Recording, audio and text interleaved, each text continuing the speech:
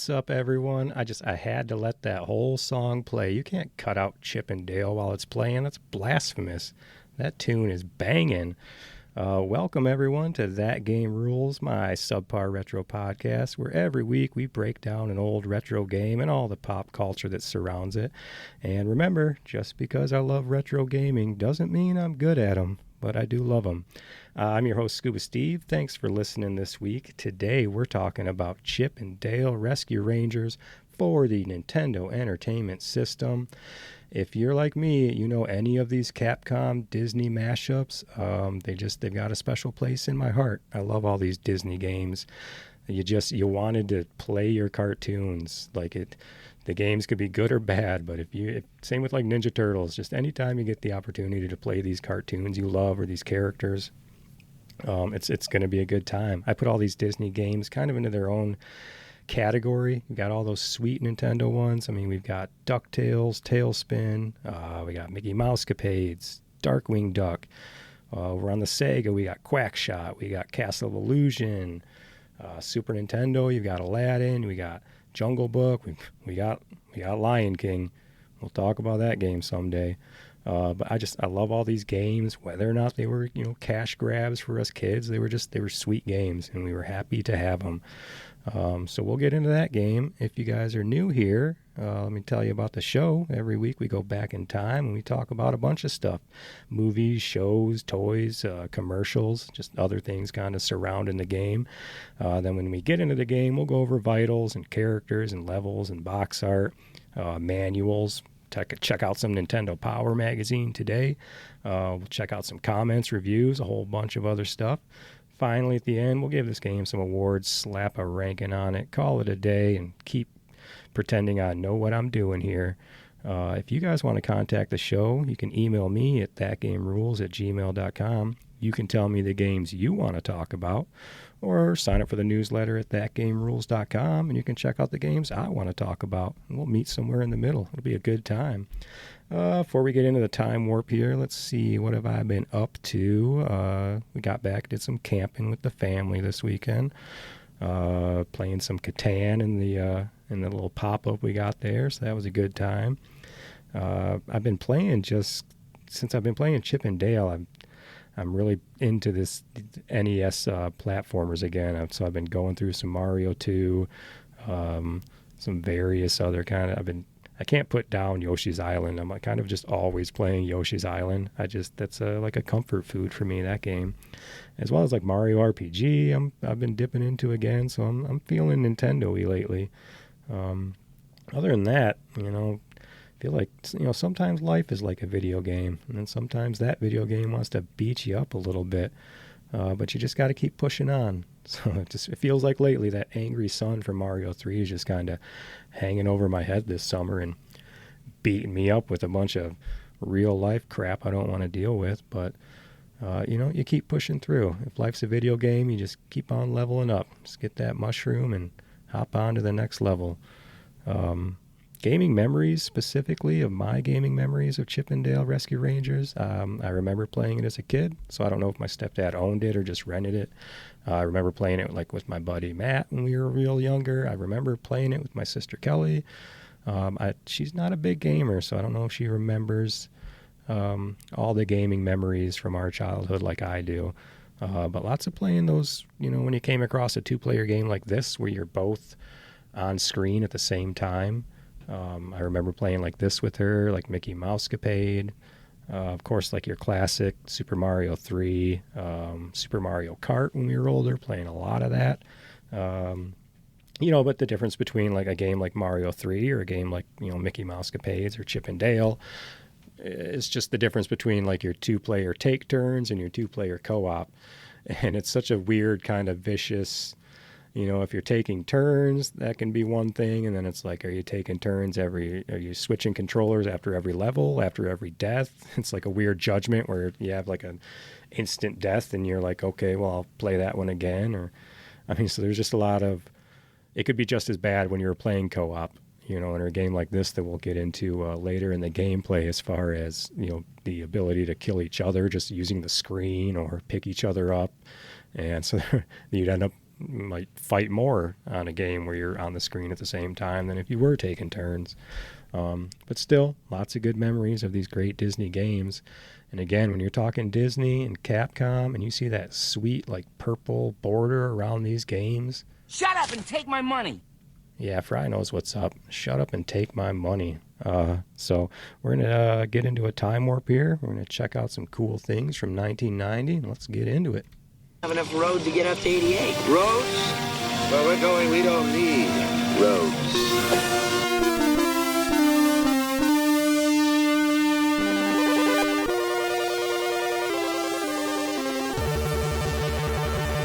Thanks for traveling on back with me. We're in 1990. We're hitting towards the end of summer here, and our sponsor today is a special one. I don't see him around anymore. I wish he'd come back around. You guys may know what I'm talking about. Oh, you hear that? Today's sponsor is brought to you by ice cream trucks. Not specific, but just the good old ice cream trucks we used to have back in the day. I grew up in a neighborhood. I grew up in a trailer park when we lived with my mom and sister. I can keep this music on loop for you. Here, I'll turn it off for a second. So I grew up in a trailer park or a mobile home community or whatever you want to call it. We were poor. It was fine. But the ice cream truck would come through there a lot. And I live in a neighborhood now, in a house, thankfully. But it's like you just don't see them anymore. And if you do, you're paying, $6, $8 or something stupid for some ice cream. But here, I'm going to turn this music back on. I'm going to shout you out what I can remember from the ice cream truck. You guys, we got sweet IP ice cream. You've got your Sonic, your Ninja Turtle, your Mario, your Spider-Man, Pink Panther, all with derpy gumball eyes that never sat right on their face, made them look demonic and terrifying. We've got your Screwball. That's like your cone-shaped plastic, had like a gumball in the bottom. Remember those ones? Do you remember the Malt Cup? Or like the shakes? They were frozen as hard as a brick. Came with a little spoon, like a little wooden spoon in the lid. You try scraping that thing for days. We got your Cheapos. Do you remember they were like $3 for $1? It was like cotton candy, watermelon, bubble gum, or sour. It was like those 4 flavors. They were like 35 cents a piece back then. All right, I'll stop the music so I don't lose too many listeners. But more shout-outs real quick. We got the Twister. You got the Snow Cone. You got the Rocket Pop. Strawberry shortcake bars. And if somebody was trying to flaunt, somebody was a baller, there was some in the neighborhood, they were dishing out that cash for the primo stuff. You're talking the Klondike bar, and you're talking the coup de grace of the Choco Taco. So let's go back. And that was discontinued recently, I think, and then brought back. And this is a time way before ice cream Snickers, ice cream Twix, all those things. So just shout out to ice cream trucks. Thank you, sponsor, for not giving me any money, but I'll still talk about ice cream.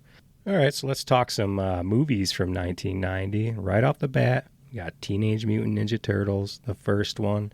It's classic. Yes, the scenes on the farm drag and are terrible. It's all right. Like I said before, they cut a lot of scenes from that movie. But man, it's classic. And again, I love the suits. I love the work everyone put into that movie. If anyone remembers the movie Problem Child, shout out to that movie. That was a weird one. Just weird. You end up with just weird movies on rotation, or you just ended up with that VHS and just happened to watch it over and over again. Shout out to the Rescuers Down Under. Sometimes confused with Chip and Dale Rescue Rangers, Rescuers Down Under. But again, little critters, almost the same kind of concept there. But we've also got a shout out here to some movies that maybe weren't definitely I shouldn't have seen when I did, but I was terrified by the movie It. This is the old one, the old TV series movie, multi-part. You got who is it? Tim Curry is it. You also got a real young Seth Green in those movies. I don't know if you consider it a movie. It was almost like a mini series. But that was terrifying, obviously, because it's just continued, as far as It and Stephen King's work has continued to scare people to this day. But man, Tim Curry really took that role, and You know, a lot of people were interested to see how they would portray Pennywise in the new movie and such. But speaking of movies that terrified me when I was a kid, Arachnophobia from 1990. Goodness, I remember watching that. And again, a good, sweet little animatronic spider running around. And was that Jeff Daniels, I think? Oh, and it's got, is that John Goodman? He's the insect guy who comes to take just a lot of great actors from back then. Total Recall was out in 1990. Not a kid movie for me, but I gotta throw it out there because I love it now.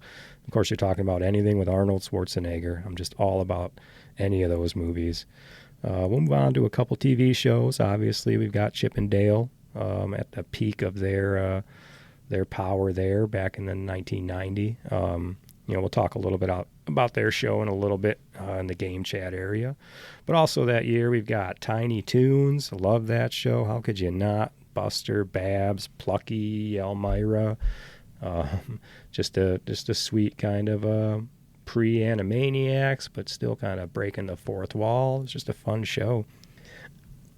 Ooh, also 1990, submitted for the approval of the Midnight Society. Have you seen the show Are You Afraid of the Dark? Right, I mean, I feel like that was creepier than Goosebumps. Probably a bit more, tried to take itself a little more serious than the Goosebumps show. But I mean, the Goosebumps show was just going off the books. But definitely a good show there. And you know I love horror stuff. Shout out to Bobby's World. It's another good show. I'll break that one down, I'm sure, in another time warp down the road. But I'm going to send some love to a certain show here. I'm going to play the theme for it. It was a weird show. It was a cartoon. I haven't seen it since I was a kid, so I'd love to watch an episode or two and kind of compare it to what's going on in the real world today. But take a listen. Let me know if you remember this. Fire! Wind! Water! Heart! Go Planet! By your powers combined, I am Captain Planet! Captain Planet, he's our hero. Gonna take pollution down to zero. He's our powers magnified, and he's fighting on the planet. I don't think you guys understand how much we were all about fighting pollution back then. No littering. We were trying to save the rainforest. These were all things in the 90s. And this theme song ain't done. It's going to come back in the best way possible. And you're going to come with me on it. It was crazy. Oh, wait, here we go. Let's do it. We're the Planeteers. You can be one too. Cause saving our planet is the thing to do. Looting and polluting is not the way. Hear what Captain Planet has to say. The power is yours. If you're a young listener and you're wondering why your parents are so weird, it's because we watched crap like that growing up. Captain Planet, you had you had the Earth, Wind, the little rings, and for some reason Heart was like the fifth element. So again, I've got to check out an episode or two of that and see what it's like.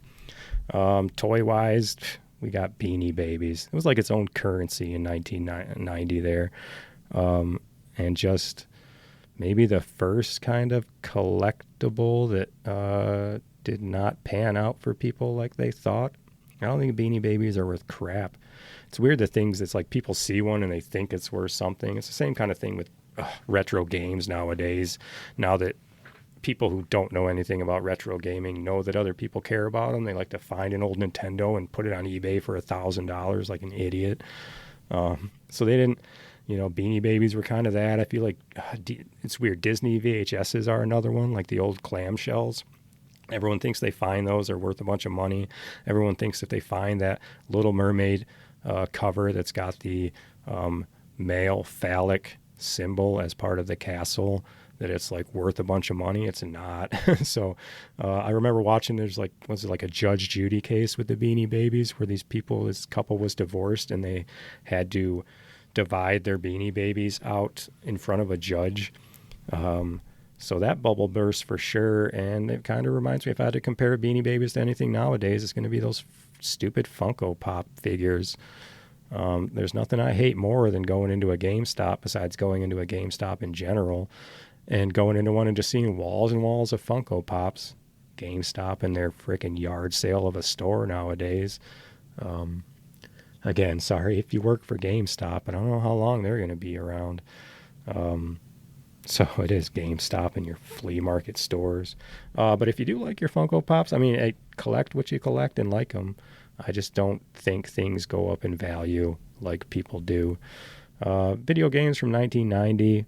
I'm just going to list them up. They're great, and we need to do episodes of all of them. You got Super Mario World. We got Final Fantasy 3, Dr. Mario, Mega Man 3, F-Zero, because you know F-Zero and Mario World were, I believe, the launch titles for the Super Nintendo. Shout out to Secret of Monkey Island, another point-and-click game that's still getting love to this day, I believe. All games I'd love to open on Christmas myself or a birthday. And again, all games that are going to get episodes, I hope someday. We're going to keep it going. So let's get into the game now. Chip and Dale, let's take a look at that box art. Now, I know you love video games, and I asked the clerk which is the one every boy wants. You got me. Oh, yeah. So talking the vitals on this game, talking the box art. I mentioned it before. It's got the sweet, purple Capcom border. So, I mean, you got Mega Man, you got all those games, all these Capcom games with ghouls and ghosts. I'm just trying to randomly rattle some off the top of my head. But this, cover itself, bam, you got a Disney logo on it. It's going to sell. And it's just a sweet cartoon picture. I mean, it's Chip and Dale. I think you got Zipper on there as well. And some robot dogs. And, I mean, it's good when a game is replicating kind of how the gameplay is. So it's got your enemies there, it's got your characters, and kind of the same kind of city setting. So again, good cover there. Let's talk a little bit about the show itself, old Chip and Dale. They were popular, before their show. Their show was their own kind of new thing. Other than that, they were just characters in various Disney shows or specials. As far as the show itself, ran 1989 to 1990, 65 episodes. Did you hear what I said? 1 year, 89 to 90, 65 episodes. This ain't no Stranger Things, wait 5 years for 8 episodes crap. They were cranking them out back then. And it was a huge show. It was very popular. The only it was never canceled. It was just Disney made their shows in 65 episode batches and just moved on to the next thing. But it was super popular. They were in games and comics. They were Disneyland characters. You'd find them, in the parks or whatever in their big suits walking around. So they were super popular, and they had some killer voice actors.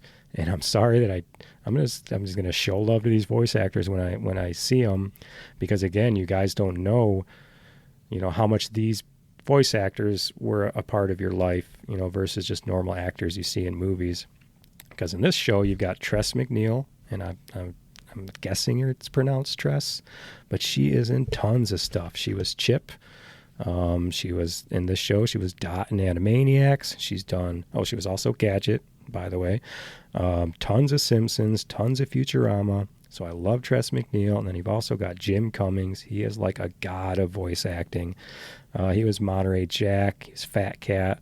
And he was also Winnie the Pooh. I think he was Robotnik. I think he has the credit for being the only voice actor in every single 90s Disney series. So like your Darkwing Duck, your Tailspin, he had a voice in all of those. So super shout out to Jim Cummings. If you were wondering, Chip and Dale's voice, they're recorded normal and sped up in post. So they're not just doing those voices on their own. Characters in the show, you had Monterey Jack or Monty, your cheese addict, with his buddy Zipper, the housefly. You had, the bad guy as far as like Fat Cat, the kind of the mafia guy. And then we had Gadget, inventor and leader of a Russian cult, ? You guys probably know about a lot of this. There is a straight up religion/cult revolving around Gadget. The cute little girl mouse inventor, fast talking. So it's mainly in Russia, but it's a religion where they pray to posters of her. They have parades. They compose songs. and they refer to her as a goddess and the ultimate being. So she's kind of like a Lilu from Fifth Element. She is the ultimate and the omega. There's tons of fan art and fan fiction, and some innocent and some not. But I mean, mostly it seems innocent. They look at her as just some sort of ultimate being. Look into that if you want. It's pretty fun stuff. Let's talk about the game itself. Well, real quick, let's talk about the new, because they just did a Chip and Dale movie a couple of years ago, Disney Plus. I know I watched it. I'll tell you what I remember, what I like about it, just on a vague memory.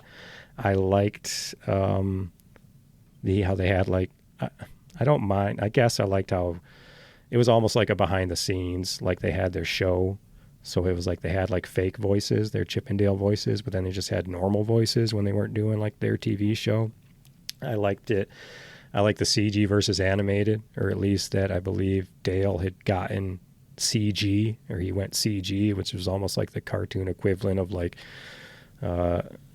getting like a facelift or like plastic surgery in Hollywood as far as staying a cartoon or going CG. So I thought that was cool. But my favorite part of that movie is freaking ugly Sonic. Are you kidding? They got that whole situation in itself, but then the fact that they took ugly Sonic and put him, I think it was at like a Comic-Con with his booth with his crazy weird human teeth and crap.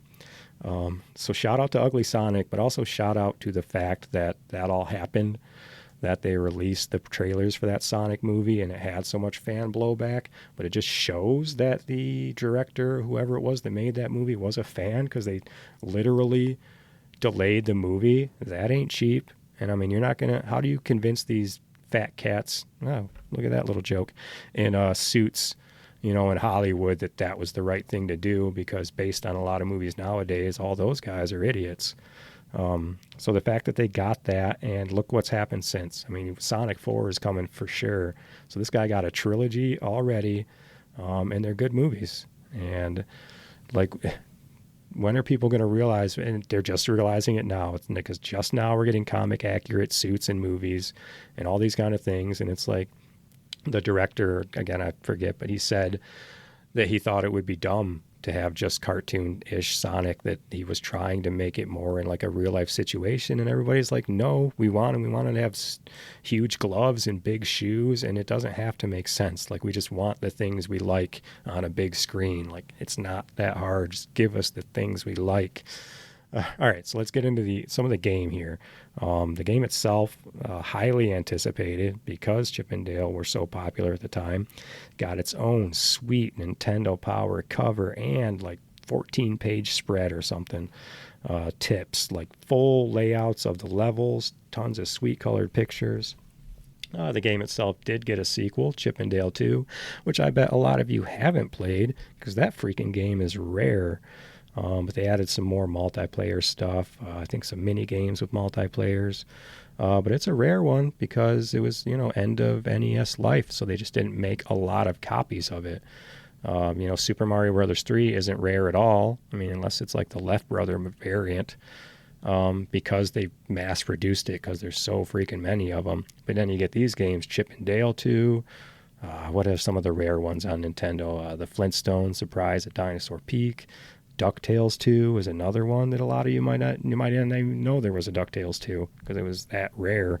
But I mean, play them if you can find them. I don't think they're available anywhere, so maybe you gotta tinker around a little bit to see what those games are like. But let's talk some gameplay here, or at least some controls. You got your sweet basic brick of an NES controller. And it's easy to describe. Unless you're Kirby, that you add as many moves as you can on that thing. In this case, we're good. We've got your basic, your left, right, up, down. Other than that, A is jump and B is grab stuff. That's kind of like when you're in front of it. I constantly, while I was playing this, and don't play Mario 2 at the same time you're playing this, or you're going to stand on top of things and try to pick them up. And that's not how to do this. You got to be in front of it to pick it up. But then you can, when you pick up something, you can throw it straight, or you can hold up and throw it straight up. So that helps.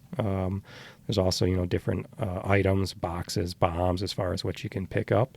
But if you do pick up the one thing, just the normal kind of crate, if you push down while you're holding it, then you hide behind it.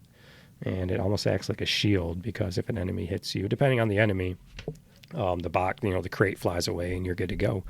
So there's no jumping on enemies like Mario. You have to kind of strategically figure out how you're throwing stuff. There's also no like punches or kicks. So all you're doing is throwing stuff at enemies or avoiding them. If we're going to talk manual, it's black and white. It's all right. It's not bad. It's got everything you need to know. But the real glory of this comes from the Nintendo Power spread it got there. But shout out to the manual. At the back there, you can join the official Capcom Craze Club. I don't know what it is, but you get to pick a poster. You can pick DuckTales, Mega Man, Rescue Rangers, or Codename Viper. So you can get a poster. And then also at the end, it's got a sweet advertisement for Willow for the NES. The major motion picture is now available for you to take home. So we'll take a look more at this like Nintendo Power spread, because that's your big freaking colors. Like I said, tips and tricks. You got Gadget helping you out. You got sweet pictures of Zipper. I think this was issue 14 of Nintendo Power. But yeah, take a look at that. If we can archive all these Nintendo Powers, it would be great. If you haven't in a long time, like, go through some of these things. They're sweet. So I'll be referencing that Nintendo Power probably a little bit more as we go through, but let's get into some straight game stuff. Let's listen to some more music.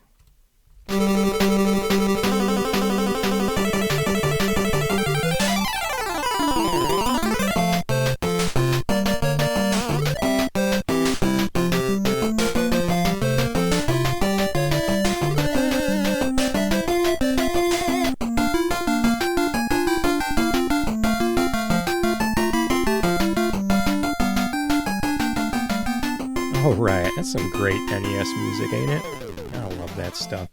All right, we're talking game chat. We're talking Chip and Dale. What are we doing? You turn this thing on. We're playing with Chip and we're playing with Dale. It's a big, life-changing decision right off the bat. Are you going to be Chip or are you going to be Dale? And these guys, of course, if you don't know, are based, or at least Chip, based on Indiana Jones, or at least his little outfit there, his little fedora. I think he's got a whip here and there and those kind of things. And then Dale, with his Hawaiian shirt, he's not rocking no Tom Selleck mustache, but he's based on Magnum P.I., the detective show from back then. And then some other characters, some, non-playing characters. We've got Monty in there. We've got Zipper, Gadget, Fat Cat, and then a lot of some recognizable characters from the show as far as enemies.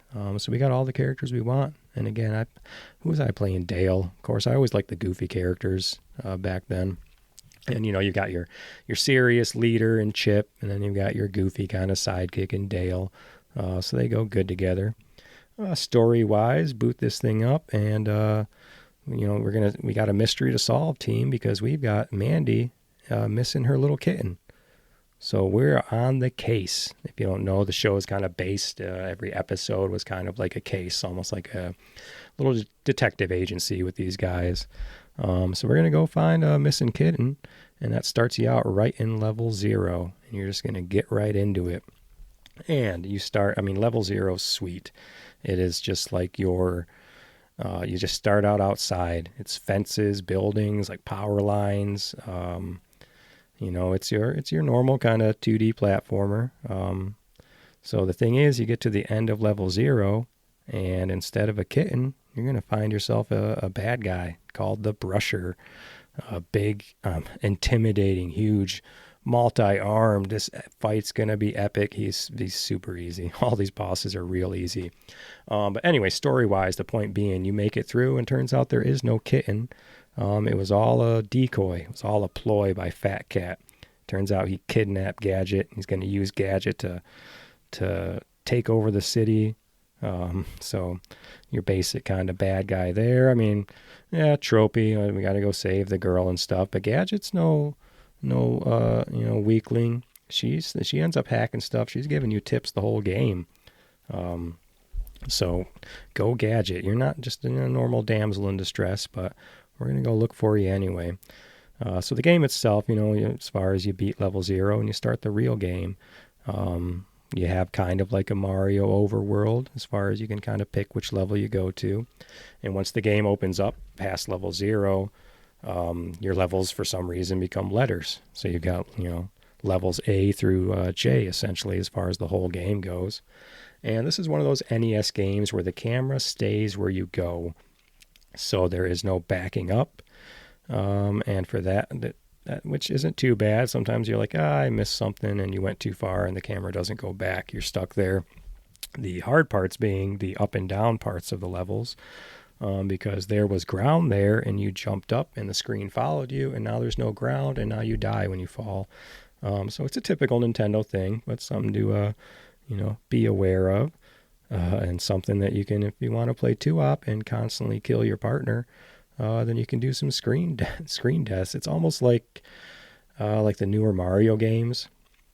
And if you want your family to fight and your wife to not like you for days, like you play one of those games where you're constantly bouncing ahead of everybody, and at what point they develop this system where they turn the characters into bubbles that essentially follow the lead character if you're straggling, if you're too far behind. But just the constant jumping off each other's heads and killing each other. I mean, you can see where these 4 players on a screen are supposed to be fun in the newer Mario games, but it ends up just being a fight. But if you know me and how I like game drama, I'm fine with that. I'm all about it. So again, you've got levels, essentially you got A through G, and then you've got some kind of bonus levels to get to the main boss. You're going to have H, I, and J. So the levels, again, what I love about these levels is you're a little chipmunk. So all these levels are just kind of giant, kind of human things you're jumping on as far as being in their world. So I'll kind of touch on that as we go. It is very Micro Machines-like from that game, and that is why I love Micro Machines for the NES. Well, let's do that game someday. Because it's just sweet. It's like you're racing boats in like a bathtub in that game, or you got your Micro Machines, you're on like the breakfast table, getting stuck in syrup and ramping off of waffles. So it's like there's something about, I don't know, giant objects in games or something, or when you're a small person. But moving on, Zone A, I guess we'll call them zones. There's zones in this game. That level's just kind of like a tree, which is fine because you're a chipmunk, and chipmunks are in trees. We'll kind of talk about some enemies as we go through them.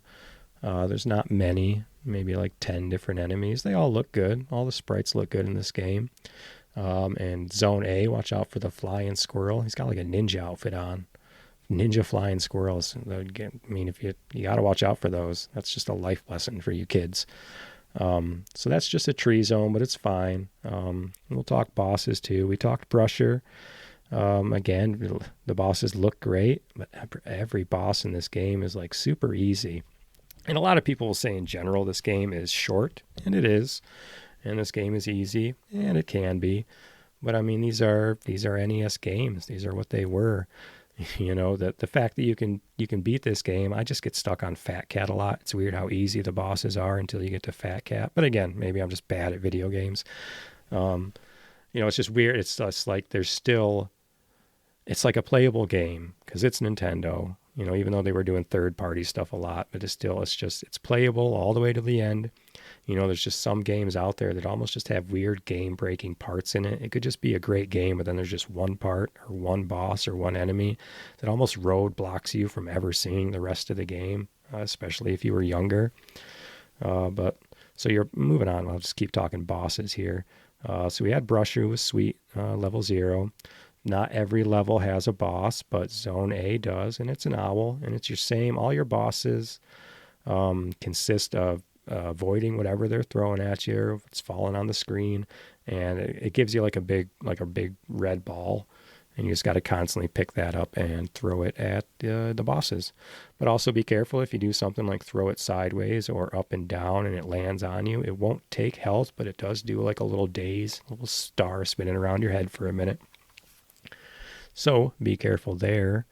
So Zone A's boss is an owl. He's just up in a tree and you throw a ball at him. I wish I could go more in depth on these bosses. Like I said, they look good, sprites good. but they're easy, like really easy. But I also kind of like that for a kid's game. Like let these kids make it through some stuff, feel a little accomplishment. You know, I don't remember getting super stuck on this game as a kid or hating as a kid.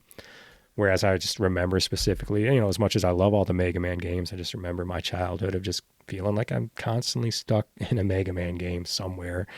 So moving on, Zone B, man, this is where the game starts to, I love it. It looks sweet. It's a coffee shop, kitchen type area. So you're jumping, you have to like avoid pots. You can see like the flames underneath, so you don't want to land in the pots. There's like water faucets like draining, you got to jump on to turn off. And that's one of those things where in between levels, you'll just get a little screen of Gadget giving you some info or tips. And I think in this case, she tells you, I mean, it's all pretty obvious stuff, Gadget, but we appreciate you. She tells you to turn off the water to make it through, or to jump on the spigot, which is kind of essentially, you'd probably figure that out on your own. Some of the enemies to look out for that level is little buzzers. They're like the bees. They kind of fly down. You know, you got your kind of diagonal. They do like a swoop thing, kind of like the vultures in Donkey Kong Country, where it's kind of they swoop down and then go straight across. So watch out for those guys. And, you know, just some other enemies in general is the mechanical ones. And, you know, I like mechanical animals, mechanical backgrounds. So you got mechanical bulldogs and robotic rats. And they're pretty easy. Just watch out for those guys. Other than that, we'll move on to another level. There is no boss for Zone B. So Zone C is another cool one because, again, it's just you're the little guy. Now you're in a library. So you're bouncing off of books. You're on a big bookshelf, and then this one's cool. You kind of climb up, and then you're jumping across ceiling fans. And it's like you could get so like almost like tunnel vision in the platforming that you may not realize because you're just like, there's a ledge, I'm going to jump. There's a ledge, I'm going to jump. You don't even realize you're like, I'm on like a ceiling fan, or like this is like a light bulb. So it's like, stop, you know, slow down. Take a look at some of these backgrounds. But they can also be confusing on what you can jump on, because it's almost like if it's got what they consider a top, you can kind of jump on it. So if it's like a stack of books, you can probably jump book to book to book. And then if you wanted to kind of shimmy down those, you hold down and push A, and you kind of drop to your next level underneath that. But again, that's a really sweet level. A couple enemies in there you got to watch out for is freaking the Racket Roo. It's like a kangaroo. He launches tennis balls at you. And then, of course, you're jumping over, you know, a bunch of open area on top of these ceiling fans. So they're throwing some more birds at you. And this one is like the Hawk Bomber.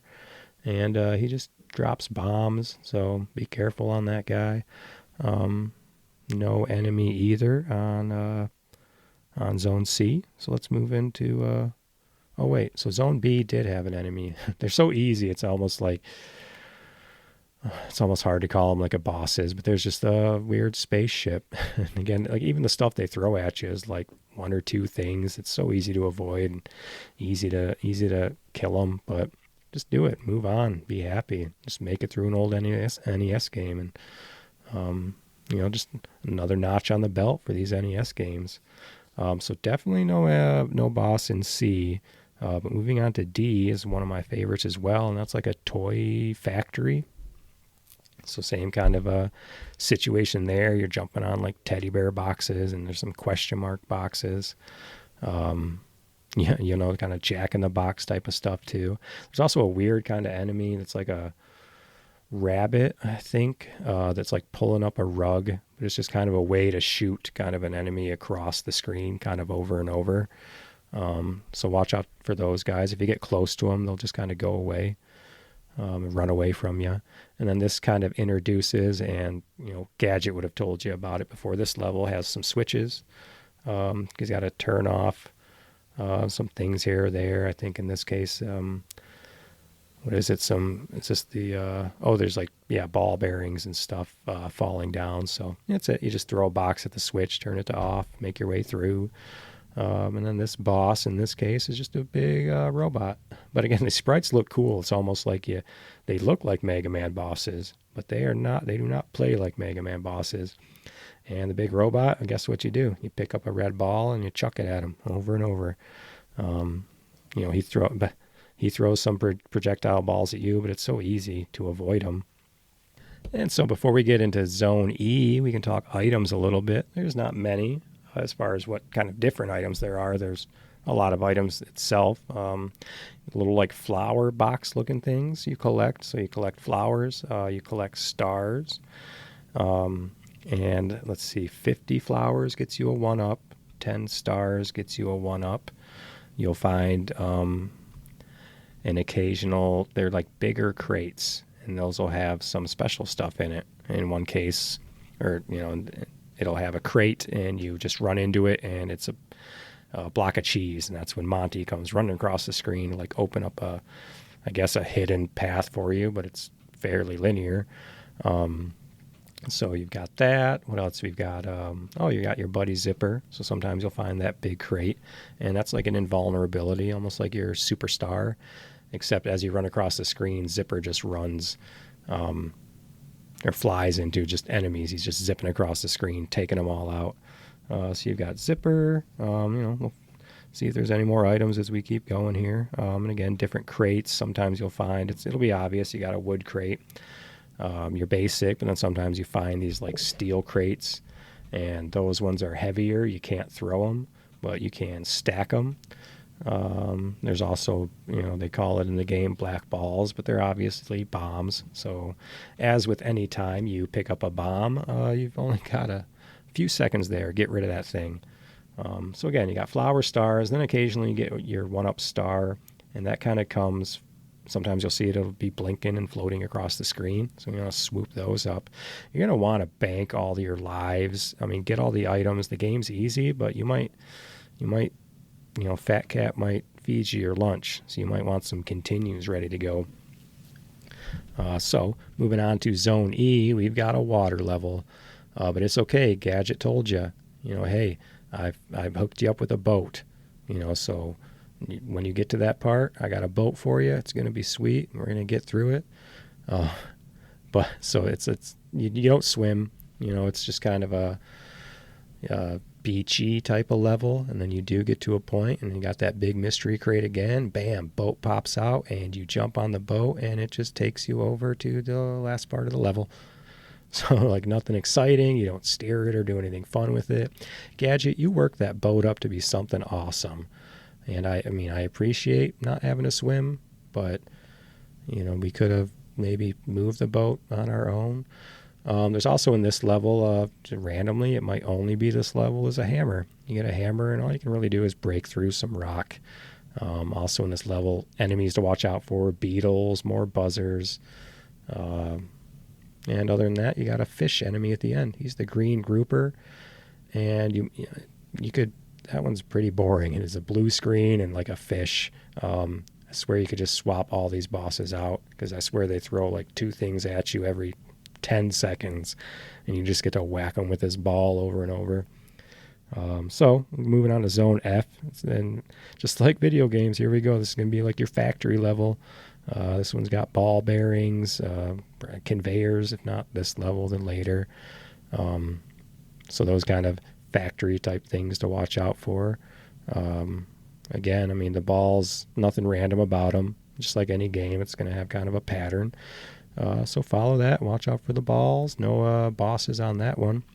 But we're moving on to what you might think would be the end of the game, because it's the last level on the map. And again, video game levels. This one's a casino. But that makes sense. It's Fat Cat's Casino. But again, cool level. You're jumping on slots.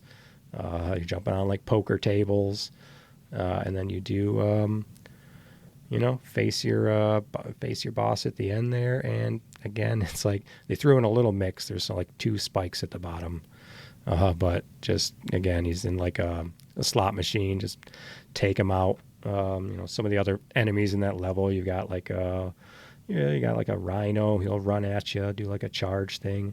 The weird thing is there's weird-looking, kind of lizard-looking things, and they'll transform into whatever character you are, or like Chip and Dale.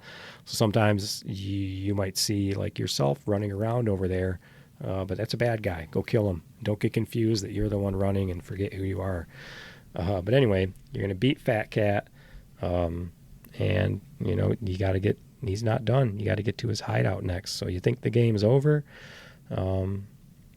but Gadget's going to hook you up with a rocket, take you to some other levels.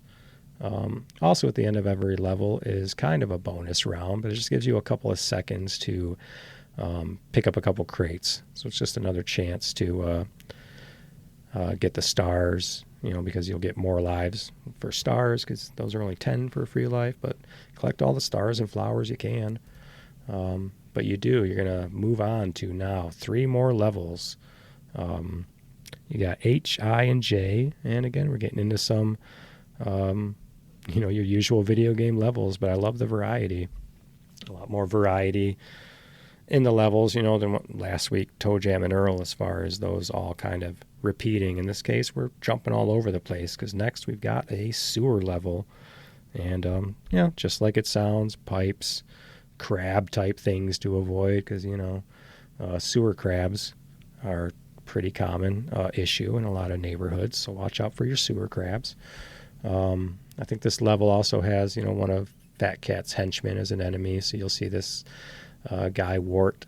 He's got like a gun he shoots at you. I'm not even sure if it's a real gun. It could be like a dumb plunger gun or something, but watch out for him. So you got the sewer next, as we move on to, so we're under the sewers. We're trying to make it to Fat Cat's secret hideout. Next level is like Fat Cat's kind of office level. So there's like desk lamps. You're like hopping across desks and books and stuff. And that boss was actually kind of tough. He's a caterpillar. I mean, not when you learn where like to stand, but when you throw the ball at him, he breaks into like 5 pieces, I think, and flies towards the bottom there. So you have to avoid that. But until you just learn where to stand, and you're fine, because he kind of throws it in the same spot each time. And then is that the level? So I think the office level, yeah, that's the one with fans. So this is kind of a new mechanic, has fans blowing at you or past you. So if you play video games, you get it. You got to make it over the fan. You can't turn them on or off or anything, but it's just wind blowing you one direction or the other. If you ever want to check like your item count, you hit select. That'll show you your flowers and your star count.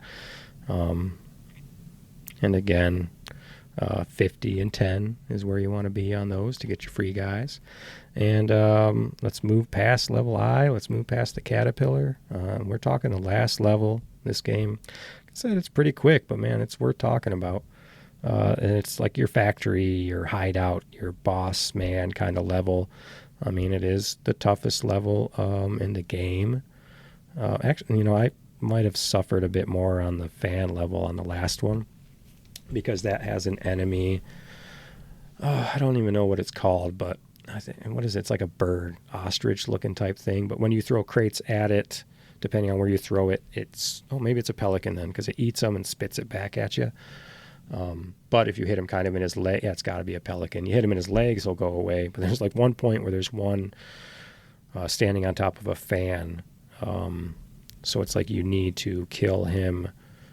But again, if you walk too far in your screen, you don't have any boxes left to pick up, you can't walk back, like you can't jump over him. That's going to be a death for you. But anyway, make it through that factory level. And Fat Cat is like the worst and hardest. He's behind his sprite's taking up the whole screen, sitting behind his desk, smoking a stogie, and it looks like it's like ash off of his cigar that's attacking you. So they might not make that in a game nowadays, but it's like 5 at a time, and there's no like in between. So it's like 5 shoot at you, 5 shoot at you, 5 shoot at you, and then there's like a half second. So I mean, it really cranks up the difficulty for Fat Cat. But as an end game boss, I mean, it should be. And that way, keep your continues. That level does have, again, the factory level being the toughest, a lot of the Wart characters shooting guns at you. So it is tough. And that's, if the whole game was as hard as the factory level, then you might get more of a Mega Man status out of this game. But, you beat Fat Cat. you rescue Gadget, and congratulations, you beat the game. Another classic Disney game, donezo. So I mentioned the bonus round. I have an issue in this game with the invulnerability after hits. It's no Castlevania. It's no Mega Man. Like when you get hit, it's like a half a second. It can be back to back. So I mean, you're blinking, but it doesn't feel like you're safe because it can just be pow, pow, pow. Your 3 hearts are gone, which is all you get in this game, 3 hearts. So that one I'm not a fan of, just because it can kind of screw you real quick. But again, all the bosses are easy. I think we'll check out some comments and awards and see what other kind of fun facts I got for you guys. Let's do it. Aren't you a little old for video games? That man is playing Galaga. Thought we wouldn't notice, but we did. What do all the things that you want to do? Throw me a frickin' bone here. I'm the boss. Need the info. I've lived in mortal terror that this would happen. Get on with the ceremony. All right, let's check out some comments here on old Chippendale. We got a comment from Connor McGuire. He says, played but never beaten. I played with my sister and we died a lot, so I would not recommend this to beginners. To be fair, though, I've been playing games for 5 or 6 years, and I even have my difficult games. This game is one of them, along with Tailspin and Darkwing Duck. So I like your comment. I'm like right there with you. I played this with my sister. It's a hard game. The part where you mention you've been playing games for 5 or 6 years makes me think that you're young. And again, it's this weird renaissance. I didn't know young people cared about these games. I love seeing that. I was just on Facebook. Someone had made a post complaining about NES games and being hard and not having instructions and just expecting you to know what to do. And it's hard to be like, that is like how the games were. And again, I'm discovering only recently how much info they give you in these manuals versus what you do in the game. But yeah, there were no tutorials. You jumped in there and you figured it out on your own. And it was a lot of just memorization, like 100%. Like, how do you beat this game? You memorize it. You memorize where the enemies are, where to jump, where the items are. It's that fun factor that makes you not realize you're doing almost like schoolwork, just memorizing all these games and levels. Again, items, enemies.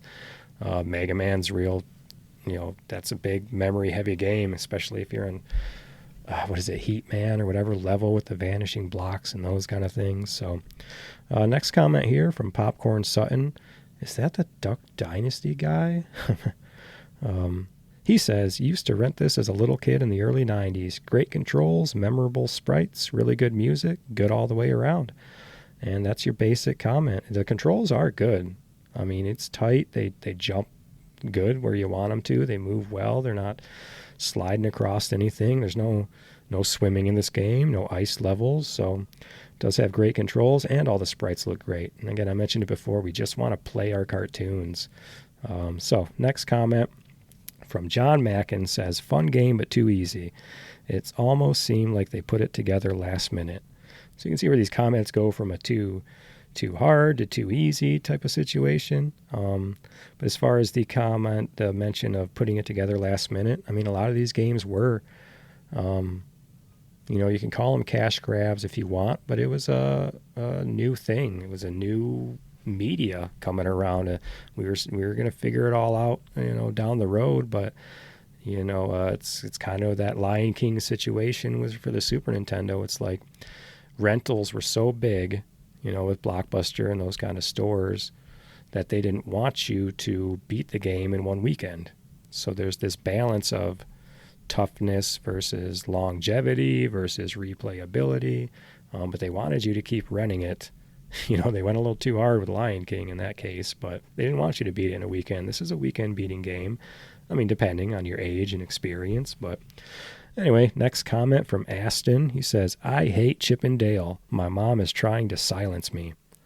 That is his comment. Can somebody go check on Aston? Is he okay?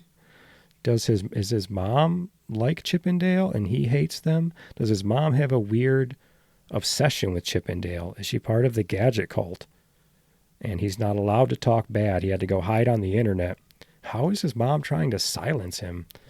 So somebody check on Aston. Make sure he's all right. Next comment from Myode says, great co-op fun. And by co-op, I of course mean deathmatch, because I could never get past the first stage with my older brother constantly throwing me into spikes. I love that. If you listen to like my Mario Party episode, I'm probably a jerk when I play with other people on video games. I'll pick up people and throw them into spikes. And just like, and again, like the screen clearing deaths, or at least if your partner's on the bottom and you're at like the telephone pole part and you just jump up one notch, they're just dead. The screen follows you, they die. Last comment from the 85ers Club. There are a few games that bring a smile to my face like this one, and the memories I have of playing this with my brother. So I love pulling those comments of people playing with their siblings. I have 4 kids, but it was almost like 2 batches. So I have 2 older kids and then kind of 2 younger kids. But it is nice to grow up with a sibling, to have my kids have siblings. You may not think when you have a sibling and you're young, you always want to be the only child. But I appreciate all the time I had playing stuff with my sister. So I like pulling those comments where other people appreciate their siblings as well. So we're going to move on to some awards for this game, which I already got plenty just from being a sweet game. But we'll do award number 1, the Somehow Palpatine Returned Award. This is going to the worst boss fight. Not the hardest boss fight, just the lamest boss fight. And, I've talked about all the bosses in this one. They're all easy. But the award for this one is going to boss number 1, level 0. His name is Brusher.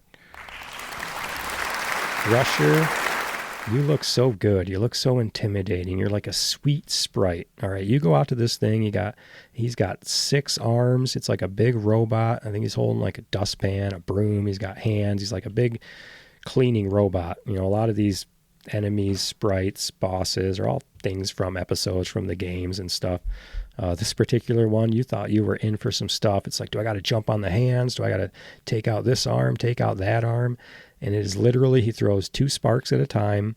You just stand in the middle and throw it straight up to like the ball at the top. So it was very underwhelming. But now he gets his award just for being, not terrible to fight because it's easy, but just terrible based on your potential. You could have done so much more. Award number 2 is the infamous No Odd Job Award. That's for the best multiplayer experience, and we were just talking about it. What do we got here? Is the best part multiplayer? Is it getting to the end and celebrating with your sibling and going and eating some animal crackers? Or is it throwing your partner into spikes or mechanical dogs? Or is it killing them with screen deaths when you're climbing up a pole? It is very much like those, like I've been saying before, those new Mario multiplayer games. I think even the newest ones, like they give you a crown to essentially say you're in control of the screen, and everyone who doesn't keep up with you turns into bubbles. But then you can just run away from the bubbles, and then they just never get to play. So what's it going to be? It's going to be picking up your partner, throwing them into stuff. I could also get the award for things I shouldn't enjoy that I do. My sister's older than me. I'm the younger. I'm the little brother. But I was probably always better at video games than her. I'll throw that down there. And finally, let's move on to the 3rd award. This is the Lilu Multipass Chicken Good Award. And this is for the character most likely to start a religion, for she is the Alpha, the Almighty, the Supreme Being, perfect in every way, a goddess among men. And that award goes to Zipper. No, I'm kidding. That award goes to Gadget. So much fan art, so much fan fiction. You might have started the whole furry movement. Who knows, Gadget? But you're sweet. We love you. I love all your inventions. I love your goggles on your head. You're all right. So thank you for the awards. We're going to move on. We're going to rate this thing. How do you rate these old games? versus am I rating this to tell you how it is today? Am I rating this to tell you how it was back then? None of that matters because I just rate it however I want to. So gameplay-wise, we're going out of 10. We got four titles here we're going through. We got gameplay, visuals, music and sound, and, of course, the awesomeness factor. So gameplay, out of 10, I'm giving her a 6.5. I can't give every game 9s and 10s. I got to start being a little critical of these games. So the game itself can be considered too short. Not a lot to do, not a lot of maybe replayability with such a short game, unless, it's multiplayer and you're just jerking around having fun. And I've taken points away on the invulnerability. When you do get hit, you might as well not even be blinking. Just take another hit right off the bat because that really is what it feels like. So 6.5 for gameplay. Visuals, yeah, it looks great. You're going to get a 6.5 as well. I mean, everything looks great. You're still kind of early NES, maybe mid. Yeah, well, you're mid NES, not near the end of the life quite yet. It's got lots of colors. The screen's filled all the time, except maybe some of the boss fights, but that's fine. Lets you focus on the boss. Because when these screens are filled with all these details, sometimes it can be a question of what you can jump on or can't, or what you can walk through, or what might be a wall. Because it is so detailed. So there is that. But again, the sprites look sweet. And again, we're playing the cartoons that we want to play. So you're going to get a 6.5. Music and sound, you're going to get a 7 just for that intro.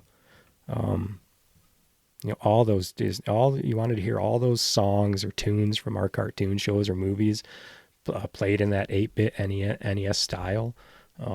Give me all of those all the time. Just wait till we get to like DuckTales and all these other ones I love.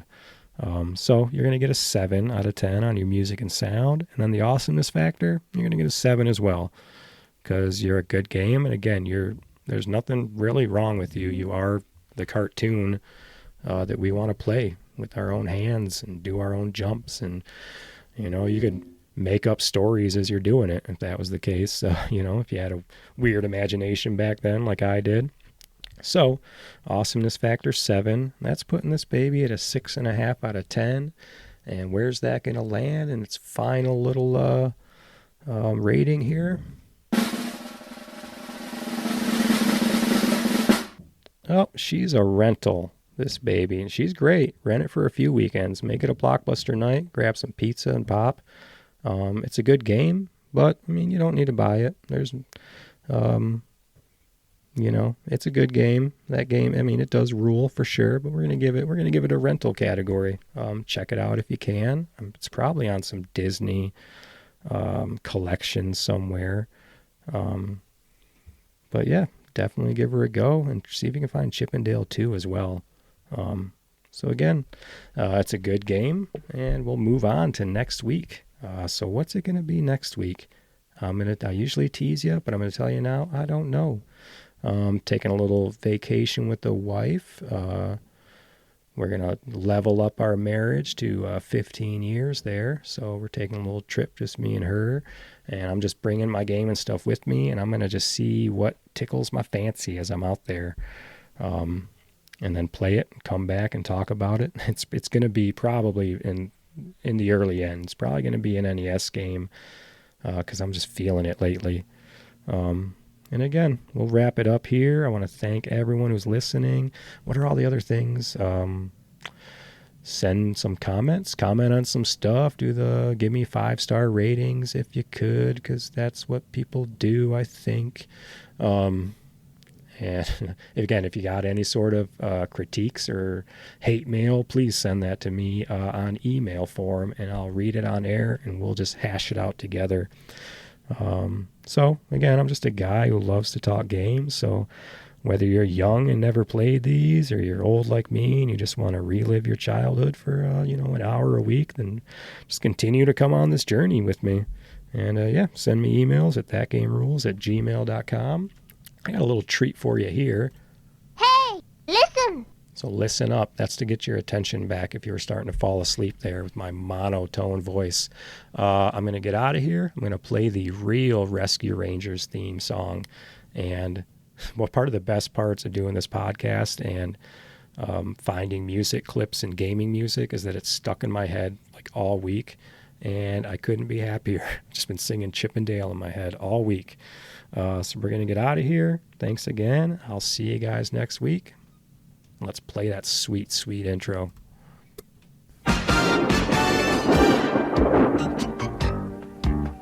Sometimes some crime goes slipping through the cracks, but these two gumshoes are picking up the slack. There's no case too big, no case too small.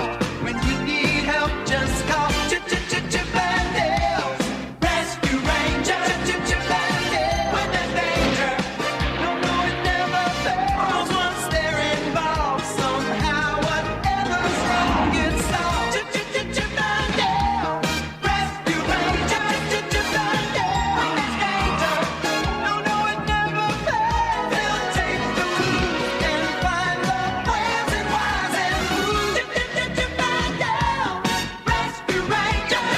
Chip and Dale, when there's danger, Chip and Dale.